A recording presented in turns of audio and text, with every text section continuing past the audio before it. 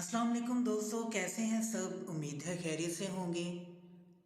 तो दोस्तों, आज हम बात करेंगे सल्तनत उस्मानिया के ख़ात्मे के बाद जदीद तुर्की के बानी मुस्तफ़ा कमाल अतातुर्क कौन थे। जानने के लिए वीडियो को एंड तक देखें और जिन्होंने मेरा चैनल सब्सक्राइब नहीं किया वो ज़रूर करें, ताकि इसी तरह हिस्ट्री से मुतल्लिक आपके नॉलेज में इजाफ़ा होता रहे। तो चलिए दोस्तों, वीडियो शुरू करते हैं।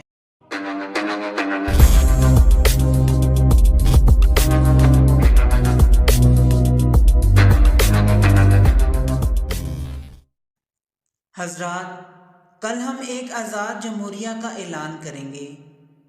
मुस्तफ़ा कमाल अतातुर्क ने 29 अक्टूबर सन 1923 को कानून साजों के एक ग्रुप के साथ इशाये में ऐलान किया और अगले रोज़ वोटिंग के बाद तुर्क पार्लियामेंट ने हुकूमत की नई शक्ल इख्तियार की और अतातुर्क तुर्की के पहले सदर मुंतखब हुए।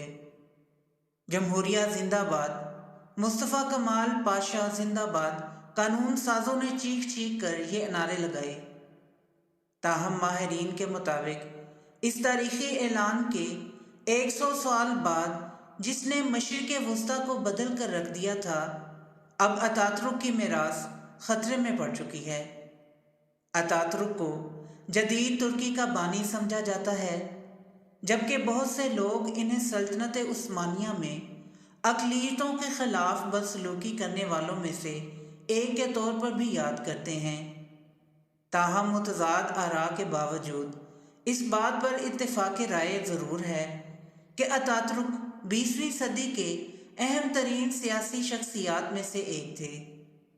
वो मकबूलियत के आला दर्जे पर 15 साल तक तुर्की की सदारत में रहने में कामयाब रहे और इस बात का तयन करने की कोशिश कर रहे थे कि सल्तनत उस्मानिया के ज़वाल के बाद मुल्क की नई शनाख्त क्या होगी, जिसकी तकसीम पहली आलमी जंग के नतीजे में सन 1918 में शुरू हुई थी।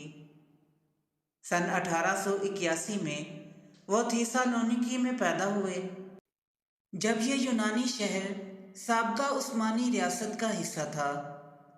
अतातुर्क का ताल्लुक फ़ौजियों की इस नस्ल से था जो सल्तनत के बारे में फ़िक्रमंद थे।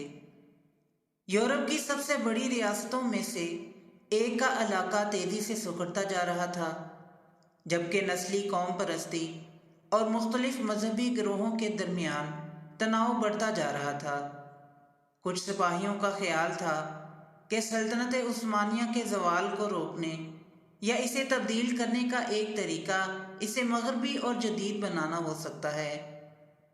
यानी जंगजुओं के इस गिरोह ने भी सेकुलरिज्म की हमायत की। वो कहते हैं कि ऐसा नहीं है कि वो मज़हब या इस्लाम को पसंद नहीं करते थे, लेकिन इनका ख्याल था कि ये किसी न किसी तरीके से समाजी तरक्की को सुस्त कर रहा है। लिहाजा अतातुर्क ने सिलसिलावार इस्लाहात के साथ अपने मुल्क को जदीद बनाने का आगाज़ किया, जिसने तुर्की को हमेशा के लिए बदल दिया। पहली तब्दीलियों में तुर्कों को जमहूरियत के ज़रिए अवामी खुद मुख्तारी का इस्तेमाल करने की इजाज़त दी गई। जमहूरिया के इनकलाब की बदौलत तुर्की की ग्रैंड नेशनल असम्बली ने 29 अक्टूबर 1923 को जमहूरिया तुर्की के क़याम का ऐलान किया। नए मुल्क की बुनियादी खसूसियात कमालियत के 6 तीरों पर मबनी थीं। अतातुर्क के ज़रिए नाफिज करदा नज़रिए को अतातुर्किज़्म भी कहा जाता है, जो रिपब्लिकिज़्म, पॉपुलिज़्म, कौम परस्ती, सेकुलरिज़्म, शमारियात और इस्लाह पसंदी की इलामत है। ज़्यादातर मौरख़ीन के लिए इनकी सबसे अहम मीरास में से एक ख़ास तौर पर मुल्क की सेकुलराइजेशन थी। सल्तनत उस्मानिया में दरअसल नस्ल और मज़हब की बुनियाद पर जड़ें सल्तनत में बहुत मजबूत थीं और वो जानते थे कि ये इसके टूटने की एक वजह थी। अतातुर्क की सोच ये थी कि इन मुख्तलिफ नस्लों और मजहबी गिरोहों को जमहूरिया तुर्की का हिस्सा रहने पर राज़ी करना था। तुर्की ने ग्रेगोरियन कैलेंडर को अपनाया। 1926 की आईनी तरमीम में खिलाफत उस्मानिया के ख़ात्मे का फ़ैसला किया। اور لاطینی حروف تہجی کے ترمیم شدہ ورژن نے عربی حروف تہجی کی جگہ لے لی۔ اسی طرح جدید ترکی کے بانی نے 1926 میں ایک نیا سول کوڈ نافذ کیا جس نے ملک میں صنفی مساوات کا اعلان کیا۔ پھر ارجنٹائن، کولمبیا، میکسیکو یا وینزویلا جیسے دیگر ممالک سے پہلے خواتین کو 1934 میں ووٹ دینے کا حق حاصل ہوا۔ اتاترک نے انقرہ کو بھی ایک مرکز بنایا جو اس وقت چند ہزار باشندوں پر مشتمل ایک چھوٹا شہر تھا۔ یہ ملک کا نیا دارالحکومت تھا جسے استنبول کی جگہ یہ حیثیت دی گئی تھی تاکہ دارالحکومت کو زیادہ مرکزی جغرافیائی کے مقام پر رکھا جائے۔ کمال اتاترک کو متعدد ایسی وجوہات کے باعث ملک میں ایک قابل احترام شخصیت کے طور پر دیکھا جاتا ہے۔ ترکی میں بلا شبہ ان کی شخصیت سے متاثر لوگوں کا ایک بڑا گروہ اب بھی موجود ہے۔ کمال پسندی کی میراث نہ صرف ترکی کے لیے بلکہ پوری مسلم دنیا کے لیے انتہائی اہم ہے، لیکن میں سمجھتا ہوں کہ آج ہمیں ان پر تنقید بھی کرنی چاہیے۔ ترکی کو تبدیل کرنے کے لیے اتاترک اور ان کے ساتھیوں نے سوچا کہ آمریت ہی ان تمام اصلاحات کو نافذ کرنے کا بہترین طریقہ ہے۔ تھوڑے ہی عرصے میں وہ ایک آمرانہ رہنما بن گئے اور بنیادی طور پر جمہوریت کے تمام آثار کو ختم کر دیا۔ 1932 میں جمہوری جھلک کو متعارف کرانے کی کچھ کوششیں کی گئیں، لیکن مجموعی طور پر وہ ایک آمرانہ رہنما تھے۔ ترکی کی سرحدوں سے باہر یورشیائی قوموں کو تبدیل کرنے والے شخص کے بارے میں آراء کچھ زیادہ ہی منقسم ہیں۔ اتاترک نے 1919 سے 1922 تک جاری رہنے والی گریکو ترک جنگ کے دوران ترک فوج کی کمان سنبھالی، جس میں وہ پہلی جنگ عظیم کے بعد کمزور ہونے کے باوجود جیت گئے۔ نام نہاد ایشیا مائنر جنگ کے دوران دونوں اطراف سے مظالم کیے گئے اور لاکھوں لوگوں کو ملک بدر ہونا پڑا۔ اتاترک نے یونانی فوج کو اناطولیہ سے باہر کیا اور بڑی تعداد میں نسلی یونانیوں کو بھی نکال دیا، جسے بعد میں یونان اور ترکی کے درمیان آبادی کا تبادلہ کہا گیا۔ 1923 کے لوازم کے معاہدے میں طے شدہ اس آبادی کے تبادلے کے ذریعے تقریباً 15 لاکھ یونانی آرتھوڈوکس عیسائیوں کو، جن میں سے اکثر ترکی سے باہر کبھی نہیں رہے تھے، کو اس ملک سے نکال دیا گیا۔ خود ترکی میں ایک ایسا نسلی گروہ بھی ہے جو کمالسٹ نظریے کو ماننے والا ہے اور اس سلسلے میں خود کو مظلوم محسوس کرتا ہے۔ سلطنت عثمانیہ کے خاتمے کے بعد حکومت نے ترکی میں کرد آبادی کی صورتحال کو تبدیل کر دیا۔ ایک زبان، ایک نسل اور ایک ثقافت کے تحت ایک سیکولر قوم بنانے کے نئے کمالسٹ نظریے کے نتیجے میں پرانی سلطنت میں جگہ رکھنے والی دوسری قوموں پر ظلم ہوا۔ کردوں کی شناخت سے انکار کیا گیا کیونکہ کمالیت کا تقاضا تھا کہ ترکی میں رہنے والا ہر شخص یہ قبول کرے کہ وہ اب ترک ہے۔ 1936 اور 1939 کے درمیان درزم کے جنوب مشرقی علاقے کی کرد آبادی، جسے اب تونسیلی کے نام سے جانا جاتا ہے، نے ترک جمہوریہ کے خلاف مزاحمت کی اور اس کے نتیجے میں 13,000 سے زیادہ کرد ترک فوج کے ہاتھوں مارے گئے۔ اس واقعے نے کرد شورش کی بنیاد ڈالی جو ابھی تک ترک ریاست کے خلاف جاری ہے۔ اس ملک کے قوم پرستوں کے لیے یہ ایک نازک واقعہ ہے کیونکہ اس وقت قابل احترام اتاترک ابھی تک ترکی کے صدر تھے اور ان کی اپنی لے پالک بیٹی سبیہا گوکن، جو ملک کی پہلی خاتون پائلٹ تھیں، نے حملوں میں حصہ لیا تھا۔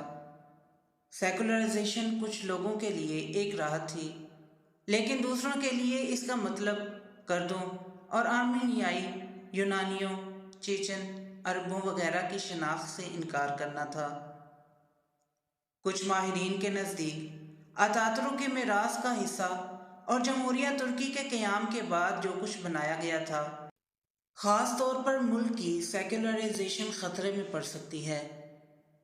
جولائی 2020 میں ترک صدر رجب طیب اردوغان نے استنبول سب سے مشہور مقامات میں سے ایک آیا صوفیہ کو مسجد میں تبدیل کرنے کا اعلان کیا۔